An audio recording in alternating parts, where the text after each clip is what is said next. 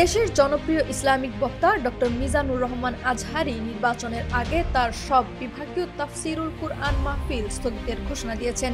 নিজের verified Facebook পেজে দেওয়া এক পোস্টে তিনি জানান, জাতীয় নির্বাচনের প্রাক্কালে সারা দেশে নিরাপত্তা বাহিনীর উপর অতিরিক্ত চাপ সৃষ্টি না করাতেই এ সিদ্ধান্ত নিয়েছেন তিনি। পোস্টে আজহারী লিখেছেন, গত বছর ৮টি বিভাগে অনুষ্ঠিত তাফসিরুল কুরআন মাহফিলগুলো ছিল শান্তিপূর্ণ ও উৎসবমুখর। লাখো মানুষের অংশগ্রহণে এসব মাহফিল সামলাতে সেনাবাহিনী, পুলিশ ও অন্যান্য বাহিনীর সদস্যদের কঠোর পরিশ্রম করতে হয়েছে। তিনি উল্লেখ করেন, ফেব্রুয়ারিতে নির্ধারিত জাতীয় নির্বাচনকে কেন্দ্র করে রাজনৈতিক দলগুলো ইতিমধ্যে তাদের মহাসমাবেশ ও প্রচারণা কর্মসূচি শুরু করেছে। ডিসেম্বর ও জানুয়ারিতে এসব কর্মসূচিকে ঘিরে আইন শৃঙ্খলা রক্ষাকারী বাহিনীর ব্যস্ততা থাকবে। এমন পরিস্থিতিতে নতুন বড় ধর্মীয় জমায়েতের আয়োজন করা জাতীয় স্বার্থের পরিপন্থী হতে পারে বলেও মনে করেন তিনি। তাই সার্বিক পরিস্থিতি বিবেচনায় উন্মুক্ত মাঠে তার এবছরের সব বিভাগীয় তাফসির মাহফিল স্থগিত রাখার সিদ্ধান্ত নিয়েছেন আজহারী।